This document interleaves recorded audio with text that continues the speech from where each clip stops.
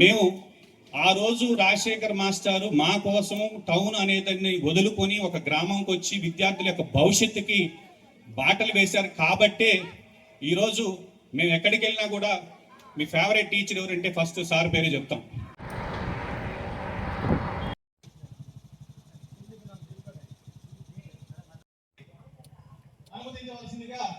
ఉన్నారు వారు ఈ కార్యక్రమం స్కూల్ అసిస్టెంట్ ఇంగ్లీష్ గా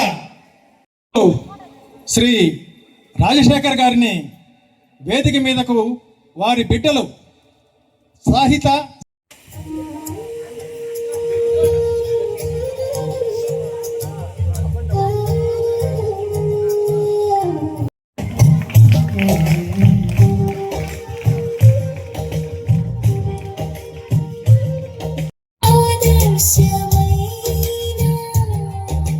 నవ్వుతో పలకరించి నమ్మకం నింపిన గురువుగారు పదవీ విరమణ వచ్చిన మా జ్ఞాపకాలలో నిలిచిపోతారు.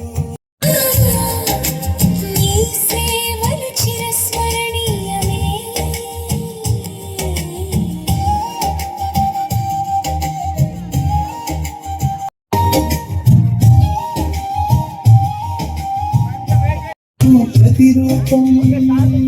గౌరవనీయులు శ్రీ బి తిరుపతయ్య గారు ఎస్ఏపీ.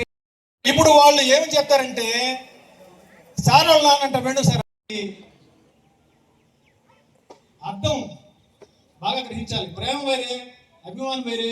ఒకటగా పుత్రోత్సాహంబు నాడు పాడానండి ఈ పద్యం. తల్లిదండ్రులు పొందిన తరువాత వెంటనే వాళ్ళకి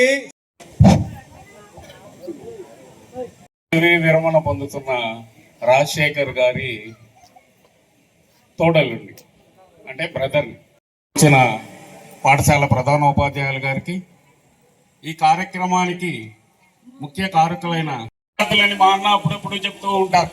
కాబట్టి మీరు డిసిప్లైన్ విద్యార్థులని మీ సార్ చెప్పిన దాన్ని మీరు సార్థకత చేస్తారా లేదా? చేస్తారు. Very good. కాబట్టి ఇంకా నేను మాట్లాడొచ్చా? ఇప్పుడు ఆయన స్నేహాన్ని పాట రూపంలో తెలియజేశారు.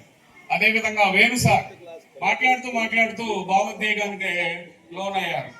ఇవన్నీ చూస్తూ ఉంటే రాజన్న ఇంతమంది స్నేహితులు. నమస్కారాలు. విద్యార్థులకు నా శుభాశీస్సులు. విద్యార్థులు ఒక్కసారి మీతో మాట్లాడుతున్నా. ఇంకొక ప్రత్యేకమైన విషయం ఏంటంటే అక్కంపేట గ్రామంలో ఉన్న హై స్కూల్ ని ఆయన దత్తత తీసుకొని అక్కడికి కూడా సారు బస్ పంపించి విద్యార్థుల్ని ఆయన పాఠశాల అక్కంపేట ప్రభుత్వ పాఠశాల అక్కడ కూడా ఆ పాఠశాలలో చేర్చే విధంగా చేర్చి వారికి మరీ ధన్యవాదాలు, కృతజ్ఞతలు తెలియజేస్తున్నాను. మన పాఠశాల LP high school class Indur తరఫున ఆయనకి ధన్యవాదాలు, కృతజ్ఞతలు తెలియజేస్తున్నాను. వారి గురువుగా సమాజానికి విద్యా బాటలు వేసేటటువంటి ఉపాధ్యాయులందరికీ, అదేవిధంగా ఇక్కడ ఉండేటటువంటి విద్యార్థులందరికీ కూడా పేరు పేరున కృతజ్ఞతలు. ఈరోజు సార్ పదవి విరమణ అని తెలియగానే ఒక భావోద్వేగం. ఎందుకంటే నేను 7వ తరగతిలో అప్పుడు మీకు అందరికీ తెలియకపోవచ్చు, ఇప్పుడు 10వ తరగతి వరకు ఎగ్జామ్స్ లేదు, 7వ తరగతిలోనే పబ్లిక్ ఎగ్జామ్స్ ఉండేవి. అంటే 7వ తరగతిలో పాస్ అయితేనే హై స్కూల్కి వెళ్ళేవాళ్ళం. సో మా ఊర్లో అప్పుడు అప్పర్ ప్రైమరీ స్కూల్ ఉండేది. సార్కి గూడూరులో ఇల్లు ఉండేది. ఆయన అక్కడ ఉంటే మాకు ఎగ్జామ్స్ అప్పుడు ఇబ్బంది అని చెప్పి ఆయన తన కుటుంబాన్ని, ఫ్యామిలీని ఆ విలేజ్కి మార్చుకొని, అంటే ఒక టౌన్లో ఉండేటటువంటి కుటుంబం తిరిగి మళ్ళీ కుగ్రామం అనేటువంటి అక్కంపేటకు వచ్చి అక్కడ ఒక బాడీగిళ్ళ తీసుకొని మాకు విద్యను నేర్పినటువంటి, ఈరోజు మేము ఈ స్థాయిలో ఉన్నామంటే ఆ రోజు ఆయన నేర్పినటువంటి క్రమశిక్షణ కావచ్చు, అదేవిధంగా ఆయన నుంచి మేము నేర్చుకున్నటువంటి అనేక అంశాలు కావచ్చు. ఎందుకంటే రాజశేఖర్ మాస్టర్ గురించి మేము చాలా కొద్ది రోజులు, అంటే ఒక 1.5 year అనుకుంటాను సార్ దగ్గర ఉండి. సో ఆ ఇంట్లో ఉండేటప్పుడు మళ్ళీ ఉదయాన్నే అక్కడ రాత్రులు వాళ్ళ ఇంట్లోనే పడుకోబెట్టుకున్నది, నైట్ అక్కడ పడుకోబెట్టుకొని మళ్ళీ మార్నింగ్ 5 గంటలకు లేపు చదివించడం కానీ, రాత్రి 10 గంటల వరకు చదివించడం కానీ, అంటే వాళ్ళ బిడ్డల కన్నా కూడా ఎక్కువగా మమ్మల్ని బిడ్డలాగా చూశారు ఆ దంపతులు ఇద్దరు కూడా. ఎందుకంటే సాయంత్రం అయితే మళ్ళీ నిద్ర వస్తుంటే టీ పెట్టించేవాడు. సో ఇట్లా అంత చేసినటువంటి గురువుకి ఏమీ చేయలేకపోయామనేటటువంటి ఒక బాధ కూడా మాకుండేది.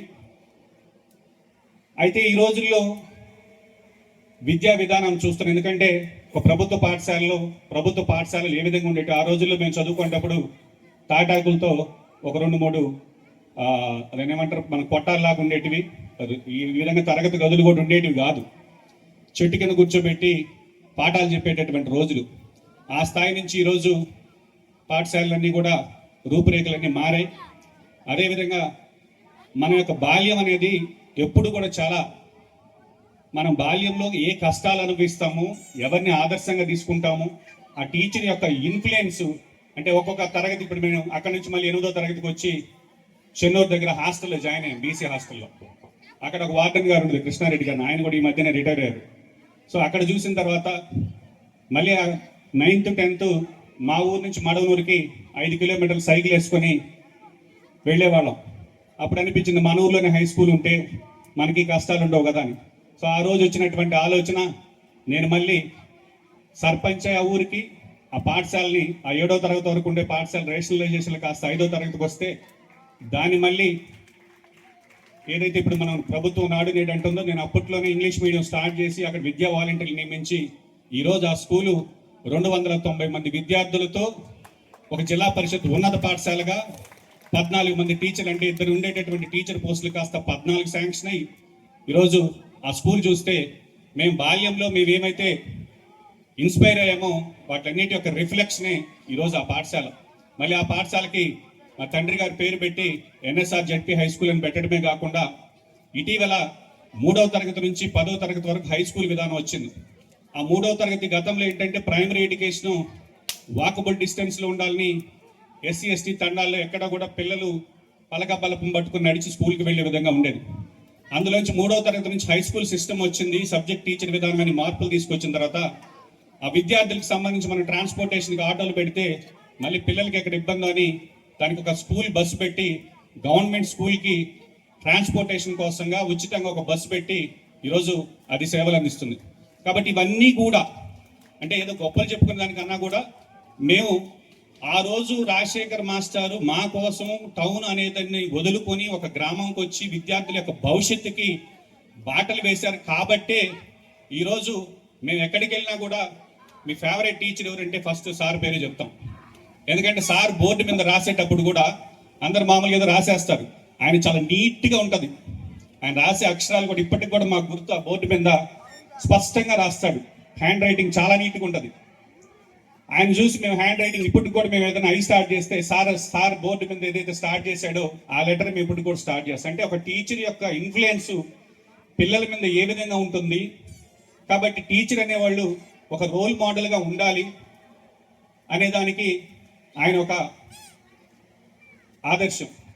కాబట్టి ఈరోజు బహుశా సార్ ఆయన యొక్క వృత్తి నుంచి రిటైర్మెంట్ అవుతున్నారేమో కానీ ఆయన వేసినటువంటి జ్ఞాన దీపాలు కొన్ని వేలాది మంది విద్యార్థులు ఎప్పటికీ కూడా ఆయన్ని గుర్తుపెట్టుకొని ఆయన సేవలన్నీ కూడా మనసులో పెట్టుకుంటారని విశ్వసిస్తూ, కాబట్టి గురువు అనే పదానికి మనం గురువు యొక్క రుణం ఎప్పటికీ తీర్చుకోలేం. ఎందుకంటే మనం ఏ స్థాయికి పోయినా కొన్ని ఈరోజు నాకు తెలుసు బహుశా సార్ విద్యార్థుల్లో డాక్టర్లు, ఇంజనీర్లు, మాలాగా ఏదైనా చిన్న చిన్న రాజకీయ నాయకులు ఇట్లాంటి అందరం కూడా ఎంతోమందిని తయారు చేస్తుంటారు. వాళ్ళందరి జీవితాలకు కూడా మీరే ప్రేరణగా ఉండడం అనేది గొప్ప విశేషమని మరొకసారి సార్కి మనస్ఫూర్తిగా పదవి విరమణ శుభాకాంక్షలు తెలియజేస్తూ ఆయన ఆరోగ్యాలతో, ఎందుకంటే బహుశా సార్ ఈ సందర్భం చెప్పొచ్చో లేదో, ఒకసారి సార్కి ఆరోగ్యం చాలా విపరీతమైన ఇబ్బంది, ఆటో ఇమ్యూన్ డిజార్డర్ వచ్చింది. సో అందులోంచి బహుశా ఆయన తిరిగి మళ్ళీ పాఠం చెప్తాడా నిలబడుకునేటటువంటి పరిస్థితుల నుంచి ఆయనకు ఉండేటటువంటి పట్టుదల, ఆ వృత్తి మీద ఉండేటటువంటి నిబద్ధతతో మళ్ళీ తిరిగి ఆయన ప్రయాణాన్ని కొనసాగించారు.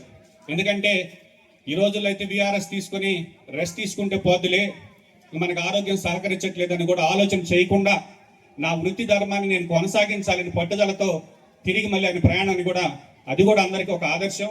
కాబట్టి ఇట్లాంటి గురువులకు ఎప్పటికీ కూడా మాలాంటి విద్యార్థులను రుణపడి ఉంటాను మనస్ఫూర్తిగా తెలియజేస్తూ మరొక్కసారి మాకు ఈ స్థాయికి మేము రావడానికి మీరు చేసినటువంటి కృషిని మా జీవితాంతం గుర్తుపెట్టుకుంటామని తెలియజేస్తూ సెలవు తీసుకుంటున్నాను. జై హింద్.